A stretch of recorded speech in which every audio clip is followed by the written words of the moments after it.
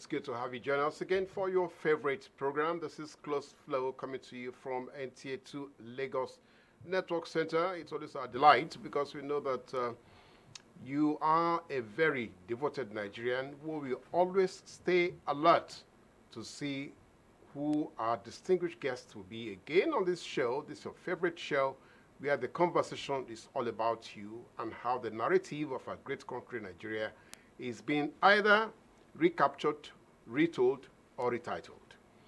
Well, we are going to be looking at another critical element again about nation building. We are going to be looking at the fact that about, on the average, by the last calculation, almost 30 million Nigerians don't have a place to sleep. They don't have any home anywhere, and neither do they have any hope of getting a home. So we are saying to ourselves, in a country of 200 million people, that is a massive number, a country that has probably one of the richest natural resources on the face of the earth, because again, some people sat down on a panel and they were looking at natural resources, or the abundance of natural resources in Nigeria and in all the world, and they are saying to themselves, only 2 of such natural resources may not be found in Nigeria, whereas the rest, counting up to 98, will be found in this country. We are also looking at a nation where we have said to ourselves that actually it is possible that we can become the giant of Africa, not just by name, but also by attribute. So how come that we are saying also that this same country, we are so much should be expected from, we seem to be lacking behind in virtually every aspect of life. So what is the reason for the systemic flaws? Would it be to do with leadership or to do with followership? Is it part of the governance or part of the misapplication of governance? What are the issues that will make you and I to become at risk on where we are going to live or how we are going to live if something is not done urgently? So our guest today will be looking at how it is possible for us to build 1 million housing units every year consecutively for 10 years to take away the risk of homelessness in Nigeria. That is the big question we are going to be asking ourselves today. So we are looking at the current level of risk in housing deficits in Nigeria and how we can overcome all that. Stay with us when you get to meet our expert, whom we are going to borrow his brains to see how we answer all the queries many of you are going to be raising. So stay with us. We'll be back shortly.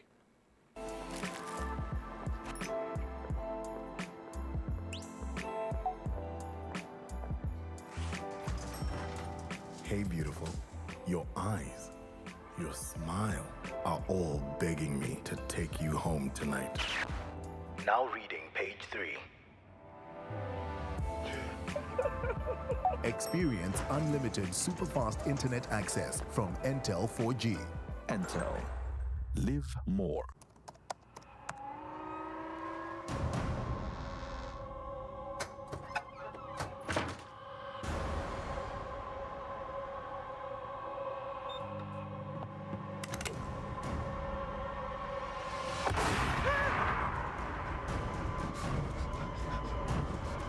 Experience unlimited superfast internet access from Entel 4G. Entel. Live more.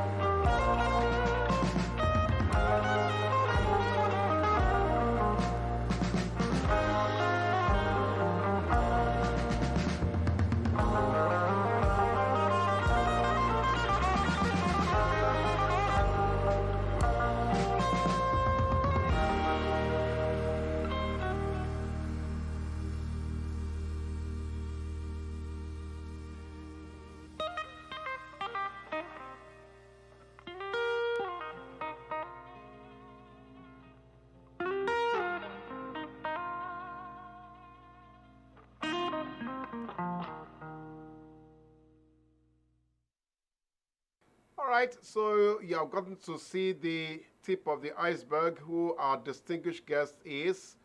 A very brilliant young man who has come to share with us his own perceptions and possibly his fears about how we can deal with the question of homelessness in Nigeria. We are with us in the studio, Fakanlu Oluwabusuyi. Oluwabusuyi me, that's where I will call it, so that the blessing of his name will come to me. You're welcome to Close Flow. Thank you very much. Thanks for having me, sir.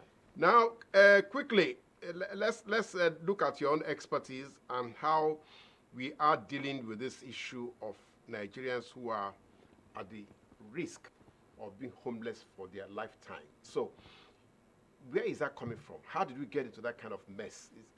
Is it that we did not plan, or we have failed to plan properly, or we are not following our plans?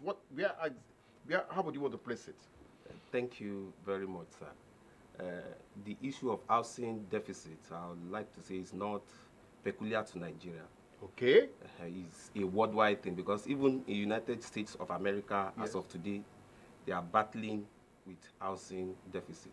Wow. As we chat here now in California, they have about 1 million people house deficit. Wow. As we are talking here. But you know, to bring it back home, yes, you understand, because of our population. 200 million. And that's to be conservative. Yes. We are not, you understand? That was the last census that was done. Yes. So, God knows what our population is actually is presently. But, you know, the population is playing a major role in this deficit. Because it means that we have more people than houses. Yes. Because if you look at the index, presently, we have about 23 houses to about 1,000 Nigerians. Lord.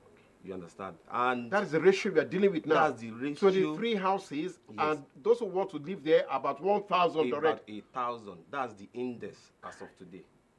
So we are seriously lagging behind in this sector.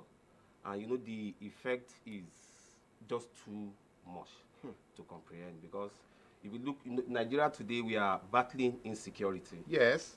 And you know, homelessness is one of the reasons why that's contributing to this insecurity. Because if you don't raise children in a good environment, you understand, what do you expect of them? Thank God for places like Ajegunle, you understand? Yes. But that was then. We are in computer age now. This is digital age, you understand? Thank God in Ajegunle you have a lot of football stars, yes, that rose from the ghetto. Yes. You have a lot of musicians. Yes. But you understand that for us to move this country forward, we need more than just footballers and musicians. So we need professionals. Okay, now, I like what I've just said. Now, so let's come to professionals. Yes, sir. How are we looking at professionals like you, professionals like architects, civil engineers, land surveyors, structural engineers, even builders? Why are you not collaborating, or why are you not congregating and saying to yourselves, we must attend, we must find a solution, we must deal with this? Why don't we have such cooperation in this environment?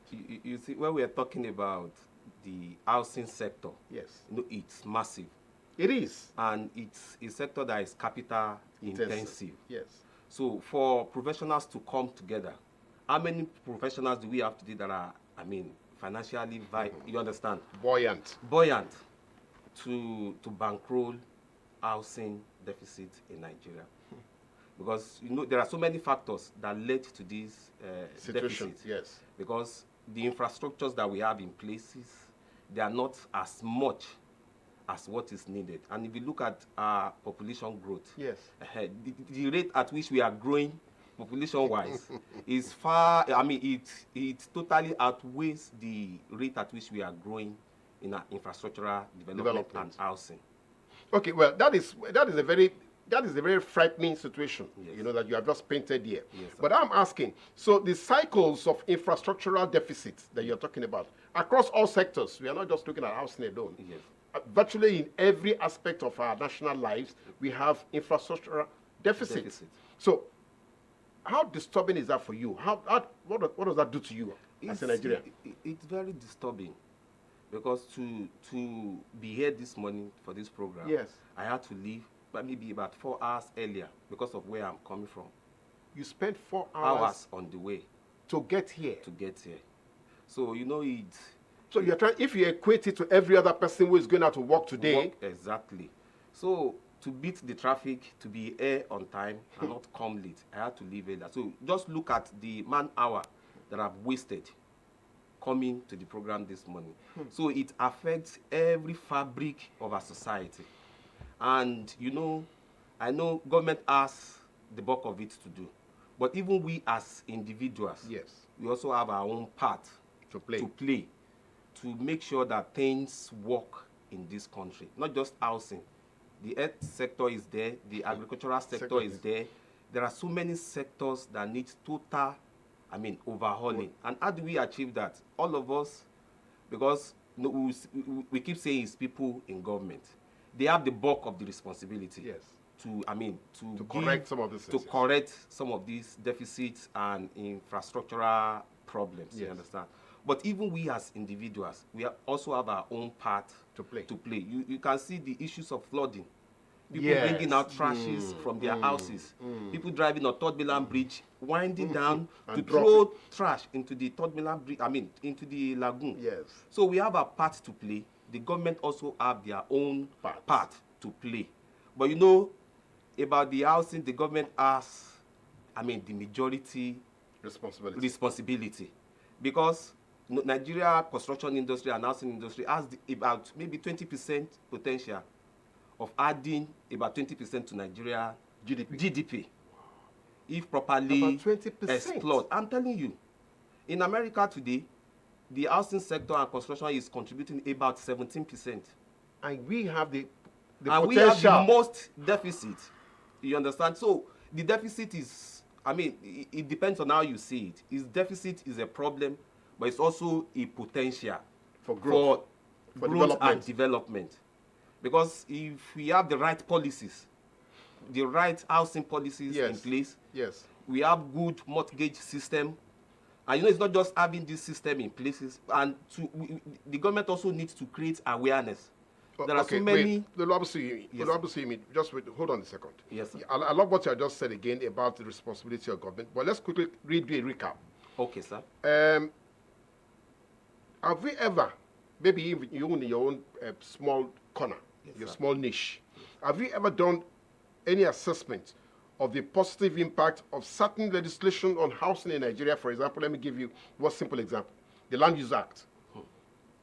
If you look at the Land Use Act, if you look at Mortgage Institutions Act, if you look at Federal Housing Authority Act, if you look at National Urban Development Policy, if you look at Housing and Urban Development Policy, all these are legislative provisions that should actually have helped us to navigate and make sure that this housing project or housing sector does not become as badly impaired as it is right now. So how do you react to all that? Well, I'll be reacting by saying, you know, it's not just about having the acts in place. It's about implementation. It is not enough. It's not enough. It's about implementation. People in my circle, I usually tell them, you understand, we have more than enough legislation. We have more than enough laws. You understand? We have more than enough acts. What we are lacking is the implementation of this act. It's not just to make it in paper, keep it in an office. Who is monitoring the implementation of this act? You understand? So if you have 1 million acts supporting housing sector and there's no implementation, there's no awareness. There are so many people that are actually qualified to have mortgages. A lot of middle class earners, you understand, that are qualified, but they are not aware of it. They can actually approach the institutions to get mortgage and build houses. Yes, most of all these corporations around, they have pension. Yes. That they pay. You understand? And this pension can be used as part of your deposit for your mortgage. But how many people are actually aware of that? A lot of us have been doing this for, 12, 13, 14, 15 years. We have been paying this, they've been deducting it from our salaries before we pull out of the corporate system to start our own practices. But what did we do with the money? You understand? So there is, the government needs to create more awareness. You understand? We know the government, they are actually trying at the federal level, at the state level. But Nigeria is much more, you understand, than what is being done out there. And so, but some people even in your industry have actually also raised the query around the Land Use Act as being one of the obstacles to developing a proper housing. Are you agree with that? Yes, I will agree with that perfectly, because challenges facing property developer and real estate developer today, they are multifaceted. Yes. You talked about the issue of acquiring land. You understand? How affordable, we are talking about affordable housing. How many people can actually afford the houses we are building? You understand? How many people are living in Pako houses in Lekki, in Ikoyi, in Ibejuleki? That's just a part, that's Lagos East. Yes. You understand? Yes. And you go further down. So most of the houses we are building, they are actually not affordable to the lower and the middle class. And how many middle class can buy a house of 120 million naira? Where are you going to get that from? You understand? So these challenges, they actually create opportunities if, government can harness, you understand, the factors that can bring out the best from this sector. I like what you have just said now. So looking at our political landscape right now, and we are asking Nigerians to come out and take ownership and become responsible in leadership. That is who now runs, who now governs the place, who now, like you're saying, who converts these slacks and make into opportunities for the entire country. So what are you telling Nigerians? Well, what I'm going to say on that is, you have to look at the candidate. It's not just to follow the crowd. It's good for us to make, informed decisions about who we are going to queue behind, who we are going to support, in the coming presidential elections. Because it's not just to come out and make noise. We need to look at their track records. We have about 3 front runners in this race. Yes. So you need to check their CV. I'm an architectural technologist. If I walk into your office and you want to give me a job, it's not just the beauty of my CV that is going to get the job. You understand? It's my track record. What have I done? You ask me, have I designed any house before? Have I built any? Who are the clients that have satisfactorily, served before? So you need to look at the 3. Critically, and you have to be sincere. Let's be sincere with ourselves. Who do you think? Look at where have they governed before? Yes. What were the results? How developed were the places they have governed before they left the place? So that's what is going to inform my own, decision about who I'm going to vote for in the coming election. Okay, I like that. That is brilliant, and I must commend you for being factual. Now, if you come again to the question of some of the things you have raised here, one other question or one other issue some people are asking is that have we actually conducted some kind of forensic evaluation of, let me list them out, Federal Mortgage Bank of Nigeria, Federal Housing Authority, Federal Mortgage Finance Limited, then Urban Development Bank. Some people are saying, have we actually sat down, because these agencies have been given a mandate to go out there and make sure that that housing sector where all of us are lamenting about right now should not get to this level that it is. So have we done any forensic overview of what they're doing? I haven't done that. Personally, you understand? But if you look at the system, it goes back to the implementation. You're back to square one again. Back to square one. If you make law and there's no mechanism in place to monitor the law, that this law is being kept, you understand? If you make provision of fund for people to get, and they can't get it easily, what positive effect is that going to have on the housing sector? So we can have even as much as 100 mortgage banks. You understand? Yes. We can have as much as 1 million housing acts. Yes, and authorities. Authorities. But if there's no implementation, you understand? You need to have a checklist. You made these laws when? What impact has these laws had Over on the this sector? years. So is our challenge is the implementation. You know, a lot has changed. A lot is changing. But given, I mean, the way our population is growing, you understand, we need to act now, and we need to act fast. Again, coming back to that again is a brilliant observation. People are also pointing this same population growth. We are looking at massive urbanization. People are saying the explosion in the population of urban areas in Nigeria will become very critical in the next 2-3 years if you're not careful, particularly when it comes to housing. How do you react to that? No, we are 2-3 years to come is too far. We are already facing that now. No, there are so many houses that are built that are not inhabited because they are not affordable. What we are saying now is the time to act It's now. is now. You understand? The public sector, the private sector, everybody needs to come together and have a framework to mitigate the effect of this housing deficit.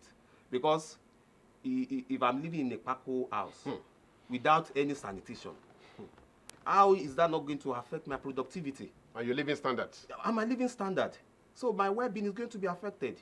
So socially, economically, and even to discharge my civic duty is going to be difficult.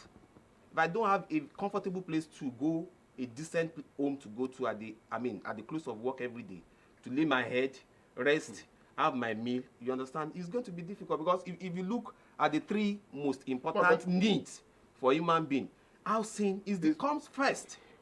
After housing, you talk about feeding, then you talk about clothing. You understand? So this is the basic that everybody should have access to. And I'm happy because it's one of the United Nations SDG goals, goal 17. Yes. You understand? So we need to do more. We are all trying. Let's encourage ourselves. Let's appreciate how far we have come in this journey. But there is, apart from mitigating the challenges, the possibility, the potential of that industry is massive. And we really need to tap into it. If you look at the housing sector, it creates a lot of jobs. Which other sector creates as much job as construction? You have tilers, you have electricians, you have plumbers. Look, carpenters. The construction industry employs maybe close to 60% of Nigerians. And even apart from that, people are coming from Ghana, outside, from Togo, from Benin Republic to come and lay ties here. So what are we doing? So it's just to have an enabling environment. You understand? Make the land acquisition easy for developers. You understand? The funding, make funding accessible and easy. The documentation of land, the legal work. Yes. Because no bank will give you any facility without seeing that you have the right title to the land. Yes. You understand? Yes. It has to be, that process has to be properly streamlined. You don't have to wait for 2-3 years to get your governor consent or CFO. If you are waiting for 2-3 years, do you know what the inflation rate is going to be by that time? Already, the cost of building materials, they are high up there. Yes. You understand? Cement now sold to be about 4,000 to 4,300 per bag.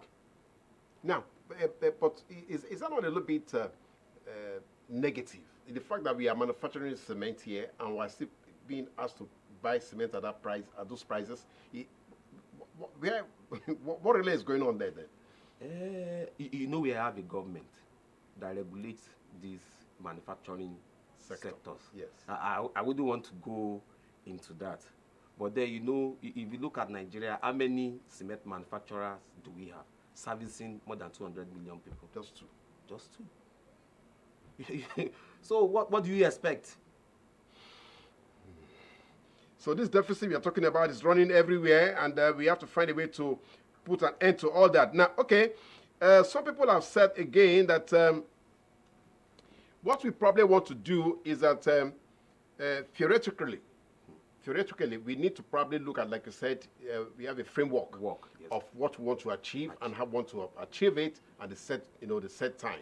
Now, but who will now help us to build up that framework? Who is going to now sit and take the responsibility and build that framework? Well, it's the government that is going to take the lead.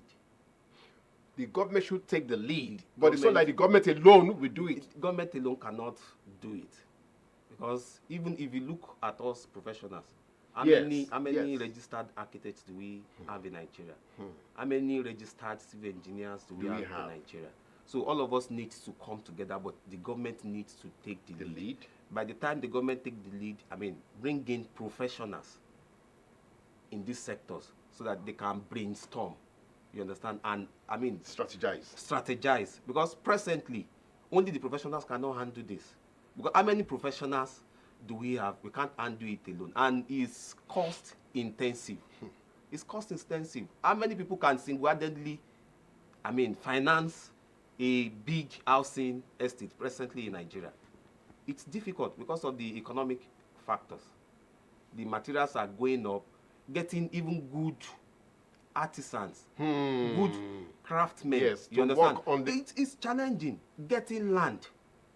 You understand? The infrastructures, if there are no good roads, how do you get to the site? How do you get to the site? And look at the cost of the land. If you want to get any land that will be maybe sub 5 million naira today, you go after Ekpe. You understand? So these are facts. So everybody needs to come together. Government needs to make the land acquisition process easy, and then the getting of permits for construction. That also needs, to be looked into. Maybe adoption of digital means, fully digital interface with less human interface will really help the process. Okay, I love what you have said there, but before we take, because the producer is saying that we want Nigerians to join us in the conversation, we're going to tell you, yes, you can join us. We will give you dedicated lines, dedicated telephone numbers where you can reach us to speak with Oluwabusuyi. But before we get to that point, I just need to ask this very critically. Looking at Dubai right now, which is just about 50 years old compared to Nigeria. Dubai is more or less now a global capital of iconic buildings. It has now become a destination for so many people, even for many Nigerians. Many Nigerians are jackpotting to Dubai, relocated to. So, what does that do to you? As a person, here is a country that maybe about 10, 15 years when it was just emerging, came to Nigeria to borrow money, and now that same country is denying us visa to visit. Yes. Them. Well, it shows that we need to do more. Because back home here in Nigeria. Because even me, I can't imagine Dubai, United Arab Emirates denying visas to Nigerians. For close to a month now, they have stopped flying Nigerians out. You understand? Yes. A lot of tickets has been cancelled. Yes. You understand? And he talks about the willpower. Do we really want things to work? You understand? We need to make up our mind as Nigerians that this nation must work regardless of our differences. Our ethnic group, you understand? We have to throw all those things away. Nigeria is one. And there is power in unity. Okay, all right. He has said it. He has nailed it. There is power in unity. Once you are divided, you are already powerless. So we'll be back. When we come back, then of course you can join this conversation.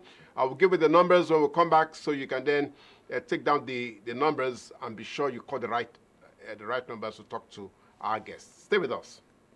We must dilate the eyes. We look for if they have cataract, look at the back of their eyes. They have glaucoma. To do a full workup for them. You will remember the giant stripe they will make them. You will remember with nostalgia. We're going to be looking deeper than we ever looked in before to ensure that we close all the loopholes. Every edition is an arresting conversation with distinguished Nigerians from various strata of the society, bearing their minds on how we can realize the Nigeria of our dreams.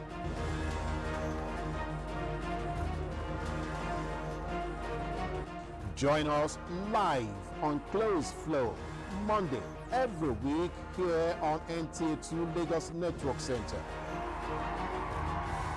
Closed Flow. The conversation is about you. All right, thank you for staying with us. And of course, I'm glad that you are with us up to this moment so that you can now ask our guest, our distinguished guest, Brilliant. He has brilliantly given us exactly what we need. There is strength in unity, but of course, when you are disunited, there's so much weakness you are exposing. So the numbers are for the SMS messages. Just use this line I'm going to give to you now to send your text message to him so that he can then answer your query. SMS messages will go to 080-6350-8434. SMS to 080-6350-8434. If you have data, you can use your WhatsApp, which is faster anyway. WhatsApp 080-2038-4130. 080-2038-4130. That's on WhatsApp. You can WhatsApp your questions or your query or your appeal, to our guests. Or then you can call us if you want to hear his architectural voice. If you want to hear how he's going to speak to you about what you need, then call us on this line, 080-5975-3044. 080-5975-3044. That's for your call to get to us here in the studio. Now, one thing again that you spoke about just before we went on that break, Yes, sir.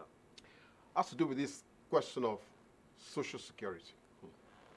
Now, in our own environment here, do we have any social support system in place for the citizens? So somebody is homeless. Do we have a fallback position for that person? Well, there are, but it still goes back to the issue of insufficiency. You understand? If you go to the right quarters, you get support. Okay. But how many people Can are they getting support? this support? So that's the challenge. That's the challenge. We need to, move faster. At least maybe a step or two steps more than the growth, more than our population growth. Okay. It is only by then that we can put our foot ground that we are in charge, sir. Okay, one thing you have said again here now that is resonating with another projection is that we need to build 1 million housing units annually and consecutively for 10 years, even to get close to bridging that deficit gap. So, Yes. How do you react to that? Well, we have to start now. We have to start now. There's a lot of, programs that governments have in place. Okay. At least the available ones, let's explore them. Let's stop complaining. Let's start acting. You understand? We have talked enough. A lot has been said. A lot of papers has been written. So let's walk our talk. Let's put action behind our talks. We need to act now. And how do we act is, in our spaces, Yes. as developers. Yes. What are the steps that we are taking to really make this housing project affordable? I'll be honest with you. You understand? There's no developer that can strongly say that is going to build something that is going to be affordable for low Income earners. Income earners. Right now. Right now, because look at the cost. The basic cost. Look at the basic cost. Then look at our minimum wage. How will that work? How will that work?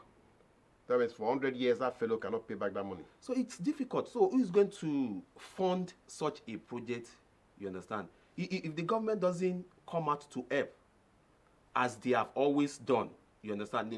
We thank the present government, both in the states and at the federal level. Yes. But it's just that we need more. More is needed. You are driving on the road, you are afraid. Somebody is knocking your window. Somebody is now they even wash cars in traffic. Yes. You understand? And this make our security to be very porous. Thank God we are living in Lagos. You understand? Thank God we are living in Lagos. In other areas look at what different years. You understand? So we have to step this action up, individually, corporately, to the government level. We have to engage. How do we get lands that are not too difficult to acquire and not too difficult to pay for? How do we get our paperwork done quickly? You understand? How do we get funding? Yes. How do we collaborate with the government on the infrastructures? Because that's a major challenge in the sector. Without road, your materials can't get to site on time. The vehicles are going to be dodging your orders. You understand? So it's a lot. Now, okay, now I love what you have again pointed out here. So cumulatively, all the elements, all the sectors will have to actually join hands. Efforts with the government of the day. We all have to join hands because there are so many people that are actually willing to do. We have a lot of professionals that have this expertise, but without funding, you understand? It's difficult for me to go and take a facility in a bank, maybe a facility of about 18%, between 18 and 26%, to do a project. I will have to, and you know the project has timeline. It's not, I'm not going to buy it off shelf. You understand? So you give the project maybe about 16 months, depending on the magnitude. Yes. You understand? So look at it. Okay. So, now, this picture you have painted now, how would that actually get back to those who are probably ready to invest in housing sector?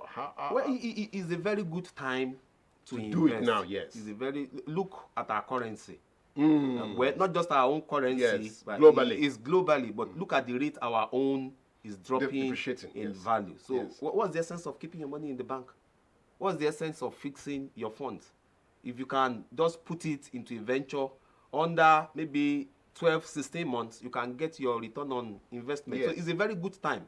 If you have the fund, come out, look for reliable professionals and developers. Do your paperwork properly. You understand? And monitor the quality and the processes, of your construction activities. Yes, and you get the good result. Because if you do it first and you do it well, a lot of people are going to be coming to patronize you. Okay, now let's come back to, again, the elements, maybe what we can consider to be a captive market. That is the civil service structure, for instance. In NTA, we have landed properties, but undeveloped. So what do you think can be done for such entities? That's very good. If you look at the growth in Lekki today, about 50% of this growth is being, driven by joint ventures. It's being driven. You have land, you don't have money to develop, or you don't have time to develop. You look for a professional that can do it. Then you approach someone to fund it. So if NTA have landed property, it's just to develop. NTA is a reputable and reliable entity. You understand? You are credit worthy. You understand? You have all the power. You have the reputation that can get this fund out of the mortgage banks and the banks. So once the fund is available, it's just to swing into action. So instead of leaving the land, waste. Not leaving the land wasting, you can develop, and if it's massive, you can do it in stages, and we can all progress. So when you now cite NTA as an example, you are using NTA as an example so that other parties can look at it and buy into this. I'm telling you, if NTA starts it, you'll be surprised that other people will be coming from outside to come and subscribe to what NTA is doing. So that's how it works. Okay, all right. So we'll look at how we can share that positive value that he has brought. I'm still waiting for our viewers to call in. Maybe let me run those lines again, just in case you are not getting through. If you are not getting through to make a telephone call, please, let's leave the line. Just send us SMS very quickly. 080-6350-8434. 080-6350-8434. If your text message gets in here, maybe I will persuade our guests to get you a house. If your text message gets in the next 30 seconds, yes, you get a prize. Or you can WhatsApp us on 080-2038-4130. 080-2038-4130. That's on WhatsApp. Or if you still insist that you want to hear your own voice, then call us on 080-5975-3044. 080-5975-3044. let's get involved in this conversation, because it's all about you and I and how we deal with the issues on the table. Now, Oluwabusuyi, something else again that I would like us to look at is this.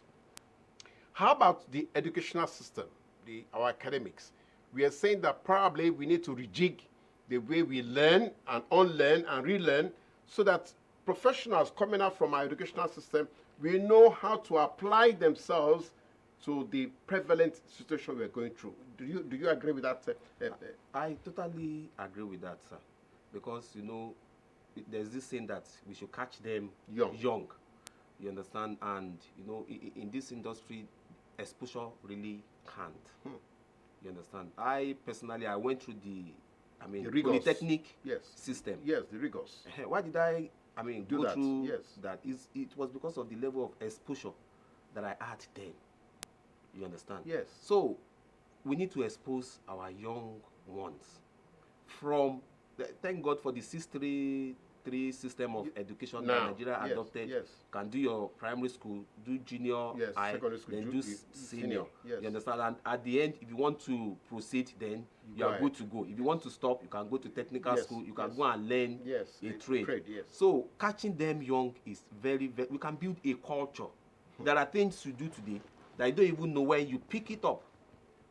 You understand? You see, for Yorubas, you see an adult, the next thing you do is you prostrate or you kneel down. Yes. You didn't learn that in school, because these are informal educations that you have taken from your home setup. So we can do the same thing in the education, in the formal education sector. You understand? We can start teaching our children the importance of sanitation.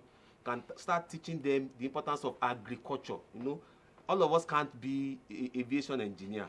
All of us can't be journalists like you. You understand? So you expose them. You give them a very wide, spectrum of what life is all about. Of what life is all about, so that they can choose what they want to be in life. I love that. Let me quickly also alert our viewers to the fact that today is World Television Day. Okay, you have a call. Hello. Hello. Hello. Yeah, good afternoon. Yeah, good afternoon. Yes, good afternoon. You're welcome. Yeah, I want to ask a question. Go ahead, please. Go ahead. Yeah, considering the Nigeria of today, the economy, how terrible it is and everything, is it possible for the architectural body to come up with some kind of modality that will bring about cheap housing, you know, by way of cheap materials to build houses? You know, take for instance, somebody has a plan to build. Hello, can you hear me? We can hear you. Go ahead. Go ahead. Yeah, take for instance, somebody has a plan to build a house, a 2-bedroom from start to finish. Can one get it done for less than 5 million for a 2-bedroom? Thank you for the question, sir. It depends. But presently in Lagos, that would be very, very impossible. Difficult. Because if you look at the cost of the materials, you are talking about 2-bedroom. Yes. So you are going to have 2-bedroom, you have a sitting room, yes, possibly a dining and a kitchen, yes, and a store, a visitor toilet. Yes. So it's a whole lot. And after building the house, you still have to do the external works. You don't want to be matching mud to enter your sitting room. You need to do a small car park. So under 5 million naira will be difficult, possibly in other states where there are other local materials, where local materials are readily available, where you have cheap labor. Because in Lagos today, you want to pay ordinary labor to come and carry pong, to come and carry head pan. You are paying 3,000, 3,500 per day. And you know this, if not properly handled, will lead to a lot of compromise in the quality of what you are building. And you don't want to waste your 5 million naira. Yes. So 5 million naira is going to be a hard one presently. It's going to be, well, to be 2-bedroom flat, you'll be needing close to about 3,000 blocks. So if you multiply 3,000 blocks by the going rate of block today, which is about 4,450 naira for a manageable block. And to set 3,000 blocks, you need about 60 bags of cement. So 60 bags of cement multiply by 4,300. The labor cost is not, you are going to buy ties, yes. You are going to buy the sanitary wares, yes. You are going to do the cabling. Yes. The cost of 1.5 mm cable today is about 15,000 naira. So now, but he asked one question. Wait, Oluwabusuyi, he asked you one question. Why can't architects come up with a design that we use affordable materials? Can't architects come up with designs that we use affordable materials? In our present, in our country today, yes. If you are talking about affordable materials, some kind of innovative materials. Innovative. There's a lot of research. Yes. Into building materials. Yes. We are talking about global warming. Yes. Even the present COP that they are doing in Egypt, yes. You understand? Yes. They are looking at how to decarbonize the world. Yes. To reduce the use of cement and all that. You understand? Yes. Yes. So a lot of research is ongoing. But you know, we are in Africa and we are in Nigeria. You understand? If you are talking about affordable, you are not talking about mud. You can't go back to start mixing ordinary soil to build that. Some people do it, some projects adopt it, but is it cheaper? At the end of the day. At the end of the day. Is it decent at the end of the day? And how quick, how fast can you use those materials to achieve? If you want to do your ceiling, at least you want to use PVC or POP. Yes. Because of the health challenges that asbestos poses, a lot of people has walked away from asbestos. That, yes. You understand? So it's affordable housing. We are really going to need the help of the government of today to really make houses, affordable. You go to Abuja, go to Maitama, you go to Asokoro, there are plenty of houses. But they are not affordable. Yes. Because the rents are too high or the prices are not affordable. And we are talking about people that are earning, we are talking about the affordable 35,000 naira as their minimum wage. So there has to be a structure of social security, of social security in the health sector. You understand? Like in the UK, they call those houses council houses. You understand? We have some, they are not just enough. And even the some we have, needs a lot of work. Okay, now let's come back to again. As we are expecting other Nigerians to join us, let's come back again to one salient point that he is worried about. Now, he's like, this is the money I have. So, who is going to help me out with this situation that I found myself? That would be the flip side of that question. So, he has about 5 million to do a 2-bedroom, but you know professionally, 5 million cannot handle. We have another caller. Okay, hello. Hello. Hello, can you speak up, please? Hello, I think we have lost him. Please, can you send us your SMS messages, please? Hello, yes, now can you speak up a bit, please? Yeah, I can hear you clearly. Okay, great. Go ahead. Please, ask him your question. My name is Maxwell. I'm calling from Aja. Okay, Maxwell, thank you for joining us from Aja. I just want to ask, what is the architect, the association doing to ensure that it's not about building a house with, according to the last caller, he said something like cheap material. Yes. I just want to emphasize that when you say cheap material, so that they won't be building a house that was the point. Substandard materials, all in trying to save cost. Yes. So what is the architects or the engineers, the association in Nigeria trying to do to ensure that every building in Nigeria is safe for habitation because of the high rise in the number of structures that are collapsing here and there? Oh, okay. All right. Standards. He's talking about, yes. Okay. Yeah, thank you very much. Maxwell. Yes. You are talking about the monitoring, which is provided by the government on construction projects.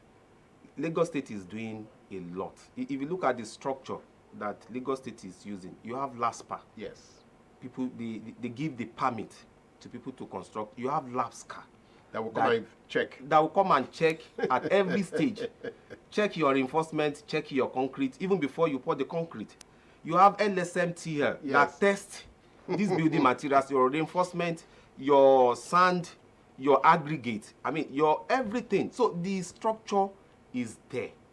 That is in Lagos State. That's Lagos State. And, you know, the professional bodies are doing a lot of collaborations with the government. Yes. Presently. At our last meeting, you understand, it was part of the discussions that was, I mean, that we had. Yes. You understand, how the Nigerian Institute of Architects, how did they come, I mean, to support the effort that government is making? Yes. You understand? So a lot of professionals are doing their bit to support, but you know, it's not solely the responsibility of these professionals. It's just to give advice, and you know, it's now left for the government to take their advices. Okay. Yes. So, Maxwell, you have heard that. It's not like the professionals are not speaking up. They are speaking up, but again, it behoves government to now act on what they are saying. Okay. So we'll keep looking out for that and see how Nigerians can therefore get standardized housing. You know, yes, everywhere that we have houses for the country. Yes. Okay. Now, before you leave, it's important for you now, I mean, as a technologist in this sector, what are the things that you think, looking again at what the global community is saying, that, okay, so we want to decarbonize, we want to do all. So what are the things that we can use or we can develop or that we can adopt that are available locally? You have said, okay, we cannot go back to mud houses, but can we look at how we can take the mud and turn it into something else?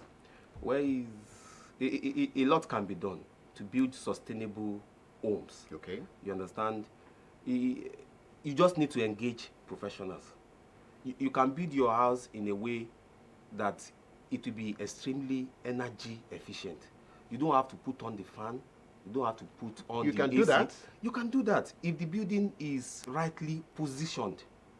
Wow. You understand? If the building is rightly positioned... Can you say that again? You mean you can build a house? Yes. That is what? You can build a house. It can be designed properly if you get the right professional. Yes. In architecture, we call it climatology. You understand?